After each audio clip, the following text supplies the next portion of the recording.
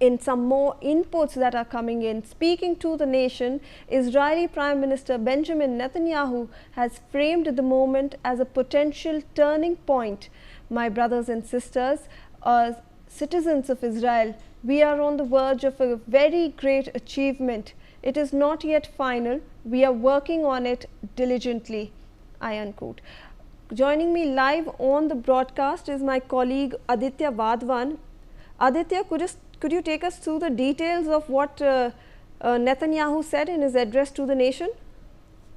Well, absolutely, Shivan. If you see, the tweet that is coming out from the Israeli Prime Minister Benjamin Netanyahu clearly shows that now, that he knows that he has full support of U.S. President Donald Trump, and possibly, as per some reports are coming, that even Hamas has agreed to a ceasefire deal between the Israel and Hamas. And at this juncture, it needs to be seen, whether in practicability, whether this deal is on the cards or not. Because last time also, the U.S. President Donald Trump did brokered ceasefire deal between Israel and Hamas. However, it bore no fruit because Hamas didn't release all the Israeli hostages which it had kept in its captivity. So there is a growing mistrust between the Israeli side as well as the Hamas. However, now there is a sense of optimism that now this could end the war in Gaza that Israel is waging now for quite some time, and it needs to be seen from here on how things unfold.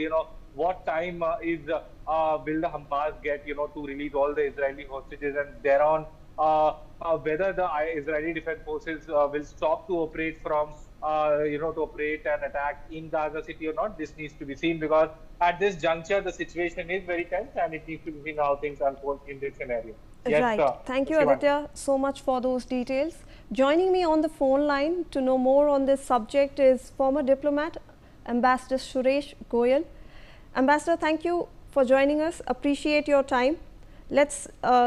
I want to ask you about the latest development that's coming in.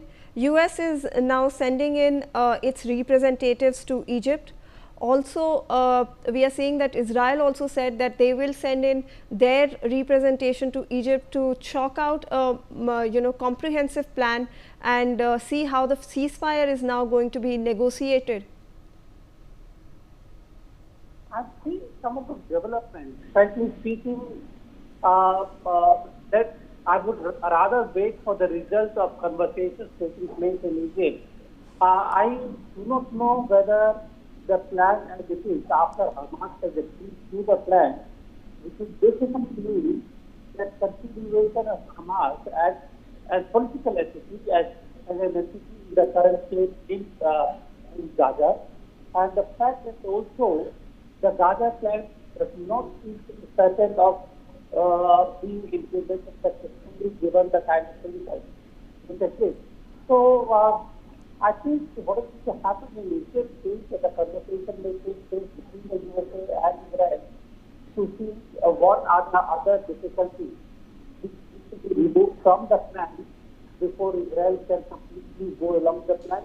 But let us wait. I have my doubt.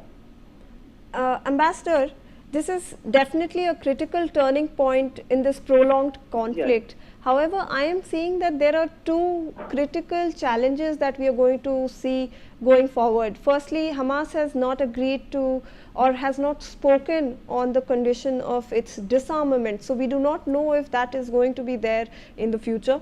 Also, Israel has in fact agreed to a conditional Palestinian state in the near future. Do you see that happening in the future? Do you think Israel will stick to this agreement? And do you also think that Hamas will agree to a complete disarmament going forward?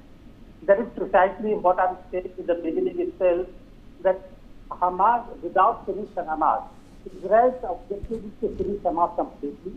And if Hamas does not disarm, they do not carry the disarmament, it does not see Israeli conditions for any kind of implementation or ceasefire in the area. Similarly, without a Palestinian state, I really don't know where are these 2 million Palestinians from Gaza going to go. There is no guarantee for the state Palestinian state there. Israel will not agree to two-state solution. And therefore, Trump, basically what I see is that just like in the case of Israel, Trump pushes for an agreement, trying to get the two sides to agree when there are serious doubts about it being successful. So let us wait what happens in Egypt. I don't know. It's very, very doubtful to my mind.